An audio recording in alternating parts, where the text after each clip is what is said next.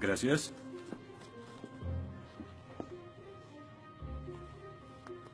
Disculpe, señor... Wheaton. Josh Wheaton. Señor Wheaton, ¿le pasa algo? No puedo hacer esto. No puedo hacer lo que pide, soy cristiano. No, no se preocupe, aún puede regresar a su dormitorio, arrodillarse y orar al lado de su cama si quiere. Lo que haga con su vida es su problema, pero lo que haga aquí en la clase es el mío. Yo no puedo. Muy bien, señor Wheaton. Déjeme explicarle la alternativa. Si no puede admitir que Dios está muerto para el propósito de esta clase, entonces tendrá que defender la antítesis de que Dios no está muerto y será enfrente de la clase, en el atril. Y si falla, que de hecho lo hará, perderá esta sección que equivale al 30% de la nota final de este curso. ¿Lo acepta? ¿Quién decide si gano o pierdo la discusión? Pues yo lo haré. Es mi clase. Yo dirijo. La evaluación es mi privilegio. Con todo respeto, pero no creo que sea objetivo. ¿Y qué es lo que propone? Bien. ¿Y qué tal ellos? Bien, es interesante, pero ¿por qué darles el poder a ellos?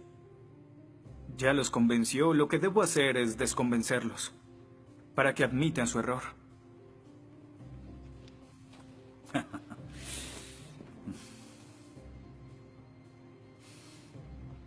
Bien. Señor Wheaton, tendrá 3 sesiones los últimos 20 minutos de las próximas 3 clases para que exponga su punto. Le prometo que haré las menores interrupciones posibles. Puede pedir lo que quiera en la clase, pero no le daré más tiempo. Los ateos dicen que nadie puede probar la existencia de Dios. Y tienen razón.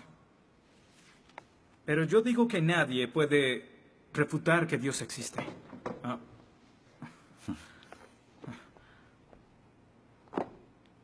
Pero la única forma de debatir este asunto es observando la evidencia disponible. Y es lo que vamos a hacer. Pondremos a Dios en un juicio. Con el profesor Radisson como fiscal y yo como el abogado defensor. Y ustedes como el jurado. La mayoría de cosmólogos están de acuerdo con que el universo empezó hace 13.7 billones de años en un evento conocido como la Gran Explosión. Ahora, analicemos la descripción del físico ganador del premio Nobel Steven Weinberg de cómo habría sido la Gran Explosión y, ya que él es ateo, podemos estar seguros de que no hay ninguna inclinación religiosa en su descripción. Al principio, hubo una explosión y en 3 minutos, 98% de la materia que hay o habrá se produjo. El universo apareció. Por 2500 años, la mayoría de científicos estuvieron de acuerdo con Aristóteles, con la idea de que el universo siempre ha existido sin inicio o final. Pero la Biblia no está de acuerdo. En 1920, el astrónomo belga Georges Lemaitre, teísta, que de hecho... ¿Qué es un teísta? Un teísta es alguien que cree en la existencia de Dios. Dijo que todo el universo saltó a la existencia en 1/1000.000 de 1/1000.000 de segundo. De la nada, en un inimaginable destello de luz. Así es como esperaría que el universo respondiera si Dios hubiera dado la instrucción en Génesis 1:3 que exista la luz. En otras palabras, el origen del universo apareció como se esperaría después de leer Génesis y por 2500 años. La Biblia tiene razón y la ciencia está equivocada. Todo apunta a un Dios que lo creó, verán. En el mundo real no se ven cosas que se salgan de la nada, pero los ateos quieren hacer una excepción en esta regla. Específicamente en el universo y... Pero en su libro El espejismo de Dios, Richard Dawkins dice que si me dices que Dios creó el universo, entonces tengo el derecho a preguntar quién creó a Dios. La pregunta de Dawkins solo tiene sentido en términos de un Dios que ha sido creado. No tiene sentido en términos de un Dios no creado. que es la clase de Dios en el que creen, incluso dejando a Dios fuera de la ecuación, tengo el derecho de devolverle la pregunta al señor Dawkins y decir, si el universo te creó, ¿quién creó el universo? Ven, tanto teístas como ateos están agobiados por contestar la misma pregunta de cómo iniciaron las cosas. Lo que espero que entiendan de esto es que no hay que cometer suicidio intelectual para creer en un creador tras la creación, y en la medida que descarten a Dios, se verán obligados a encontrar una increíble explicación de cómo las cosas iniciaron.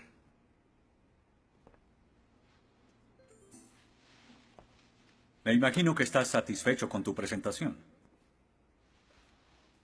Veo que astutamente evadiste el hecho de que Stephen Hawking, el científico más famoso del mundo y no es teísta, recientemente estuvo a favor de un universo autodiseñado.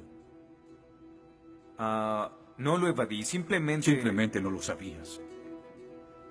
Bien, veamos lo que el profesor Hawking, profesor lucasiano de física de Cambridge, quien ahora ocupa la silla usada por Sir Isaac Newton, tiene que decir sobre el origen del universo.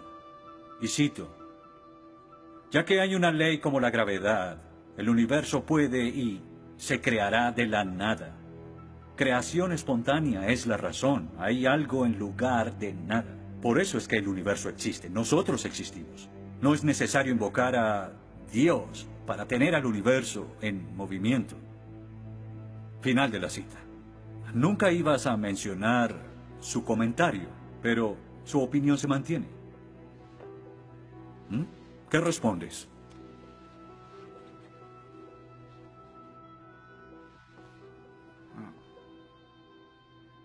No sé. ¿No sabes? Pinché el globo de todo tu argumento con un solo alfiler y...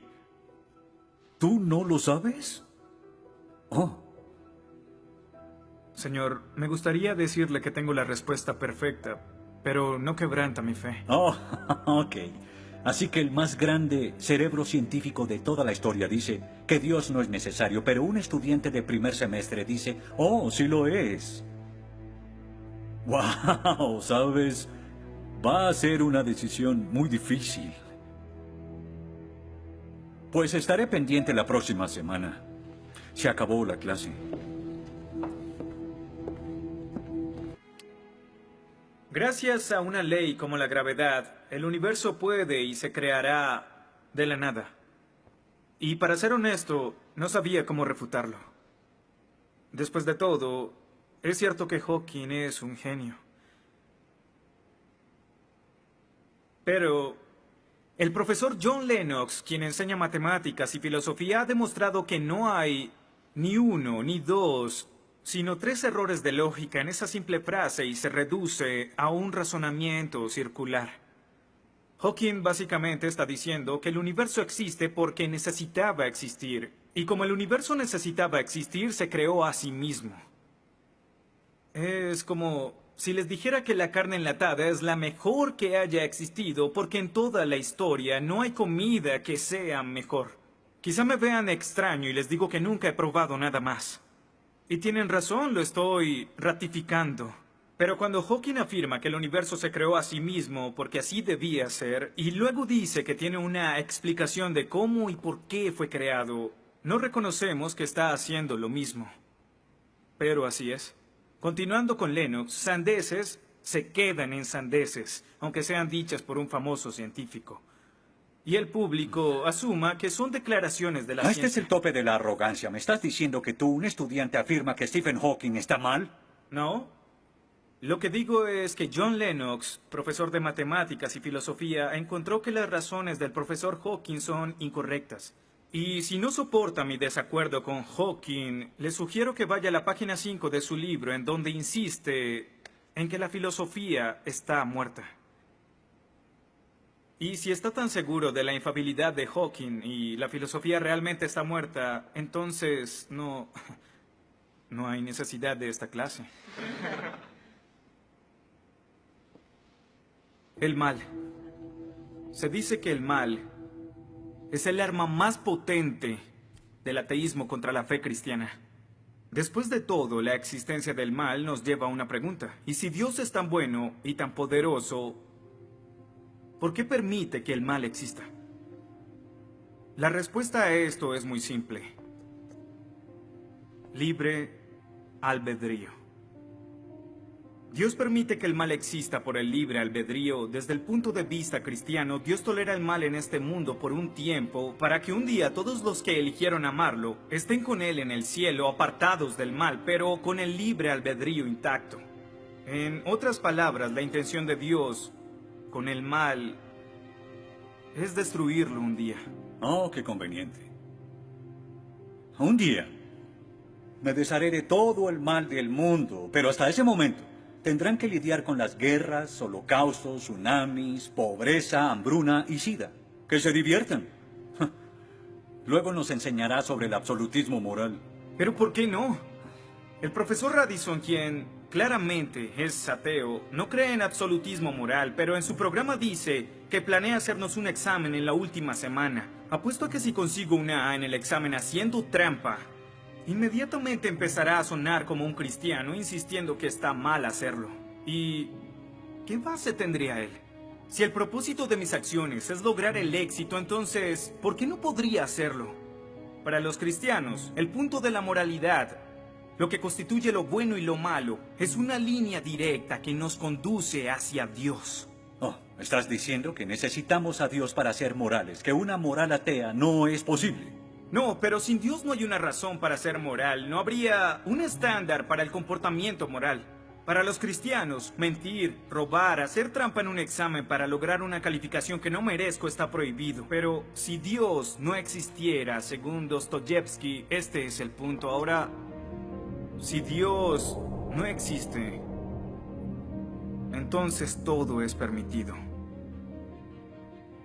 Y no solo es permitido, sino sin sentido. Si el profesor Radisson tiene razón, entonces nuestra lucha, nuestro debate, lo que decidamos aquí no tiene sentido. Nuestras vidas, nuestras muertes no serán diferentes a las de un pez dorado. Oh, qué ridiculez. Después de toda tu charla, ¿quieres decir que solo hay una opción? Creer o no creer. Así es. Eso es todo. De eso se trata todo. La diferencia entre su posición y la mía es que usted les quitó su elección. Les exigió que eligieran la casilla marcada con no creo. Sí, porque quiero liberarlos. Porque la religión es como un virus mental que los padres han heredado a sus hijos. Y el cristianismo es el peor de todos. Lentamente se mete en tu vida cuando estás débil, enfermo o indefenso. ¿La religión es una enfermedad? Sí. Sí, infecta todo. Es la enemiga de la razón. ¿Razón? Profesor, usted dejó la razón hace mucho tiempo. Lo que nos está enseñando aquí no es filosofía, ni siquiera es ateísmo. Lo que nos está enseñando aquí es antiteísmo. No es suficiente. Necesita que todos no creamos como usted. ¿Por qué no admites la verdad? ¿Quieres enredarlos en tu primitiva superstición? Lo que quiero es que tomen su propia decisión. Eso es lo que Dios no sabes quiere. cuánto voy a disfrutar reprobándote. Pero ¿a quién realmente quiere reprobar, profesor? ¿A mí? ¿O a Dios?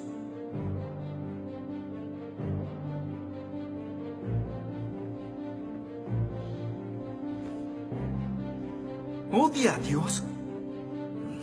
Ni siquiera es una pregunta. Ok. ¿Por qué odia a Dios? Esto es ridículo. ¿Por qué odia a Dios? Responda a la pregunta.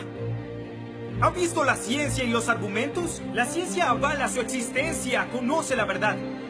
¿Por qué lo odia? ¿Por qué? Esta es una pregunta simple, profesor. ¿Por qué odia a Dios? Porque Él me quitó todo lo que era importante para mí. Sí, yo odio a Dios. Todo lo que siento por Él es odio.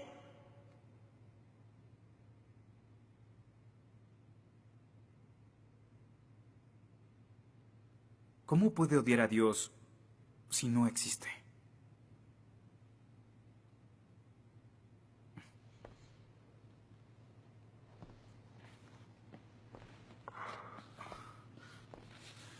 No probaste nada. Quizá no.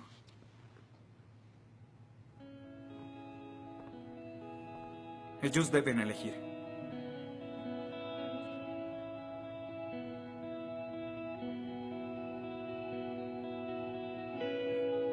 ¿Está Dios muerto?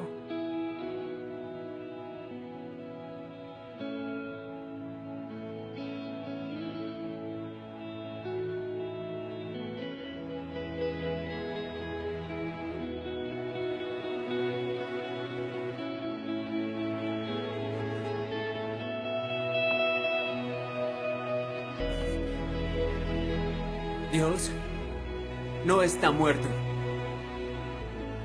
Dios no está muerto.